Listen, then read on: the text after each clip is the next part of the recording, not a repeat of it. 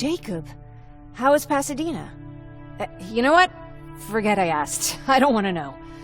I'm just glad that you're all right. And how are you doing? I guess I'm a little nervous before tomorrow. I never asked you. What are you planning to do tomorrow? I've been meaning to tell you earlier, but I panicked. And that's because I decided to go with Ryan. We'll find somewhere safe, away from all this. You have to understand, I need to do what's best for Patrick. I'm his big sis. I need to protect him. I haven't told him yet. He'll be devastated leaving you and Erin, but I think it's for the best. Aren't you curious about what happened in Pasadena? No. I think I'd rather keep that place in the past. Actually, I have a confession to make. I've never been outside of Pasadena until now. Can you believe that? Pretty weak for a scavenger. I know, right? You'd think a worldly girl such as myself would get to travel a lot, but sadly I didn't. I did my traveling through pictures and postcards that wanderers brought with them. My favorite had a little flamingo drinking water from a lake on it. Its long red neck curved like a snake. Patrick's mother gave me that postcard. It's funny how I never met my mother, but I was around to see Patrick's leave him. I thought Patrick was your brother. In our house, we were all brothers and sisters. But me and Patrick, we've always had this special bond. Felt what the other one was feeling. We'd even get sick together. I remember the day Patrick's mom brought him in. They were both tired and dirty, so we took care of them. Patrick was crying a lot. He was teething at the time. I think that was what scared her away. She just couldn't handle the crying. How was she? I loved her. For the time she was with us, I liked to pretend she was my mother too. After she took off, I was devastated. But my father said, "You need to grow up. You have a brother now." So I burned the postcard. The little red flamingo flew up in flames. And I promised myself I'd never be weak again. But I guess we all need someone we can be weak with sometimes, don't we?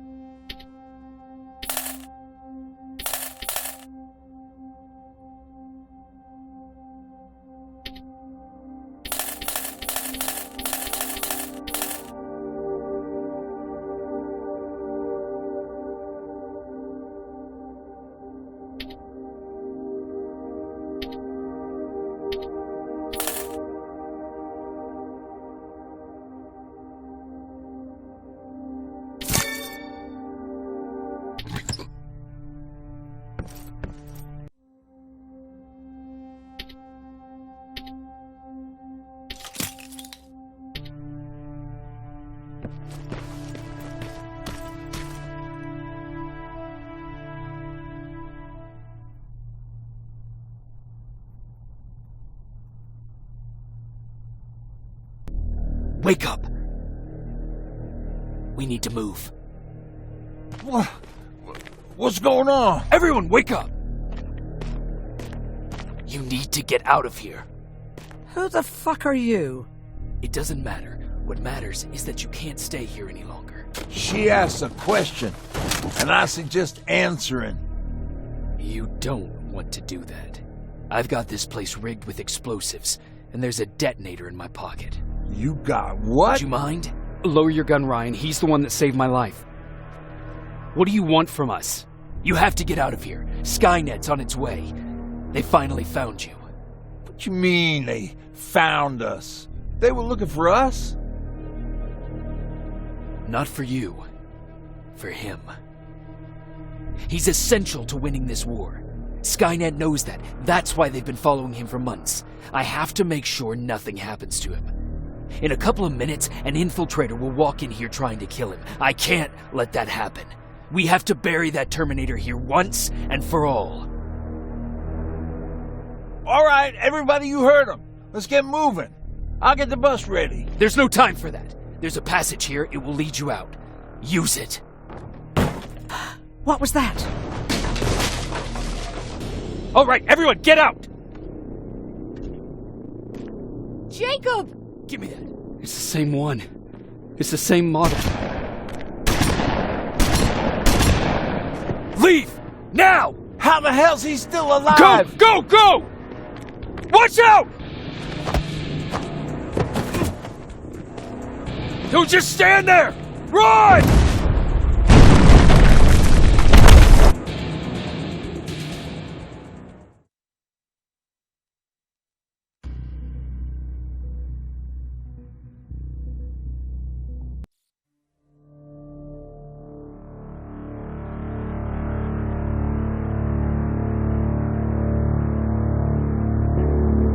Erin listened to us. She could no longer deny that this infiltrator was a real threat. She decided to take everyone in, on her terms.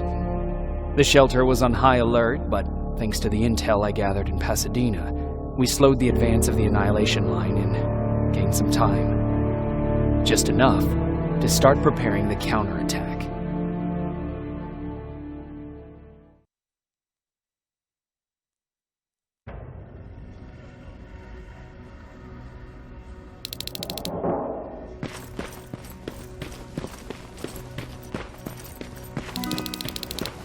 Sergeant? At ease. Well, look at you, Sergeant. When you helped us in Pasadena the other day, I was trying really hard not to panic because you were only a private. Sorry for underestimating you. I guess I should salute or something? How's Patrick? Every day a little better. Erin says he'll be back on his feet in no time. She's done a great job with him. I wish I could repay her somehow. It just doesn't seem that she needs anything. Getting ready for another scavenging run? No, I just came out here to catch my breath. Baron is giving us the entire evening off, believe it or not. Doesn't sound like her. I need to report to Baron.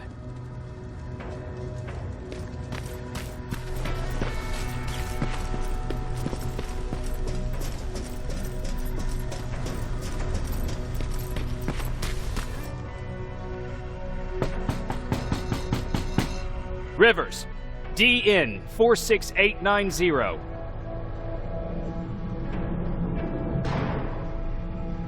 The commander is expecting you in the control room, Sergeant.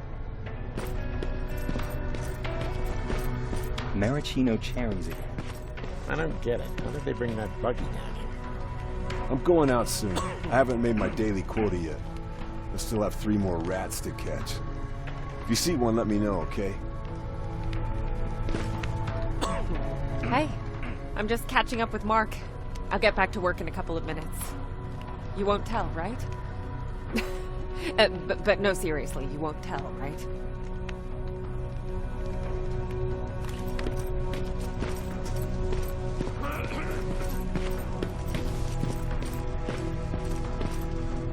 Are you all right? Me? Honey, I'm about the most well-adjusted person in this goddamn place. It's the others you should be concerned about. You mean Ryan? Ryan ain't so hot either, but that's another story. Jennifer? I'm worried about her. I'm the one that asked Baron to give her team a little break. Jennifer's been busy scavenging supplies for the soldiers, and she hardly had time to see Patrick. And now she's finally got a day off. She's avoiding him like the plague.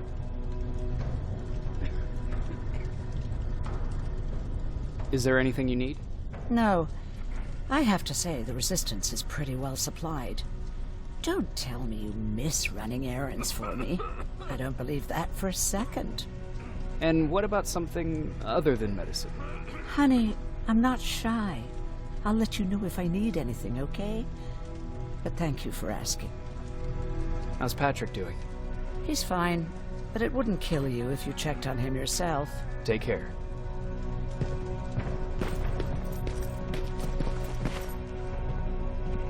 How are you doing? Good. Erin's going to let me leave in a couple of days. Thanks for bringing that chalk.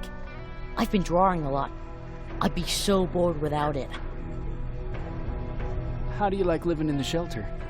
There's a lot of people here. I like that. I heard a funny joke yesterday. You want to hear it? Yeah, tell me. What's brown and sticky? A stick. That's funny. I know, right? How's Jennifer? She's out a lot, but I understand. She's a scavenger. I have to go.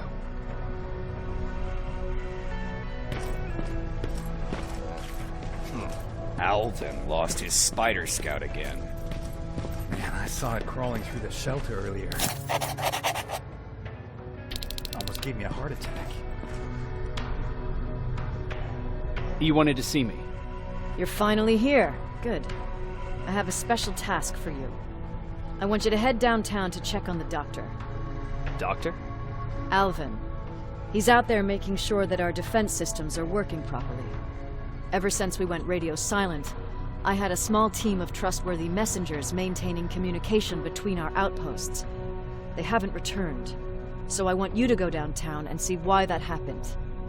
Could be nothing, but Connor doesn't want any hiccups while he's up there in North Division preparing the attack on Skynet's central core. Central core? Skynet's main reactor, the source of all their power. We shut down the central core, we shut down Skynet.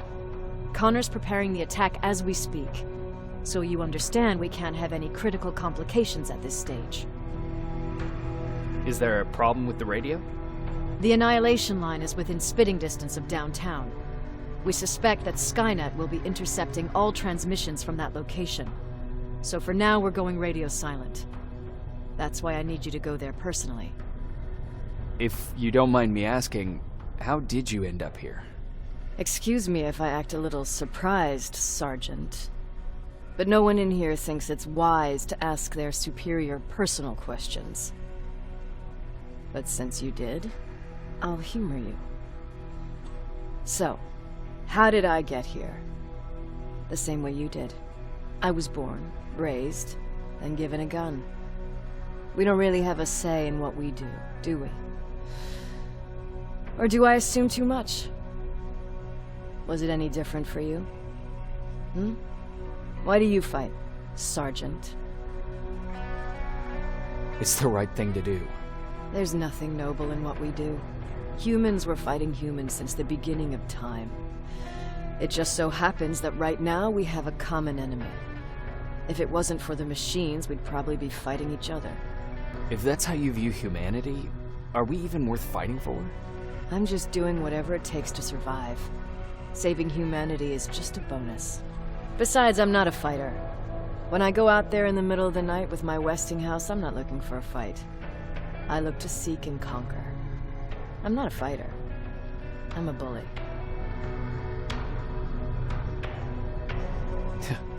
What's the difference? I don't treat them as equals. And although I know they're just machines, I want them to fear me. No one ever stands up to bullies. But I have to admit, it has its downsides. One of them being that no one ever asks me a personal question. At least not since Perry died. So congratulations, Rivers. Takes guts to stand up to a bully. I guess since your promotion, you got a little more cocky. Good for you.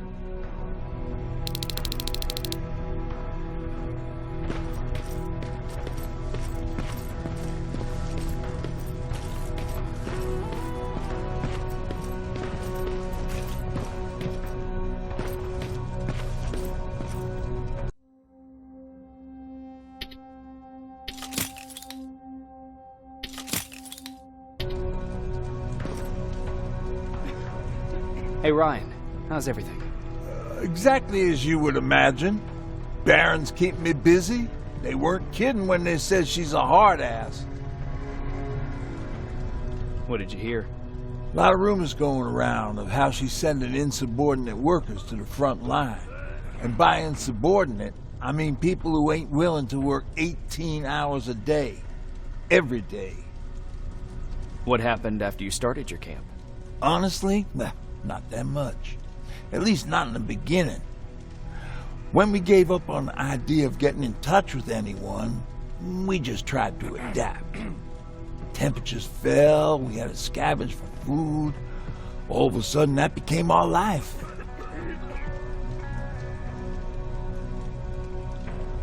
Didn't you try to reach home? Some people did. Most of us were scared of what we'd find if we did get home, so we conveniently said we're stranded here anyways, and stayed. Well, I know how stupid it sounds, but we managed to have fun in our little commune. I still had my guitar with me. We talked a lot about how we're gonna be famous, because we're the only living band in the world.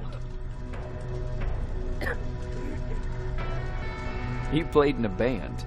I did. One of the few things I was better at than Tucker.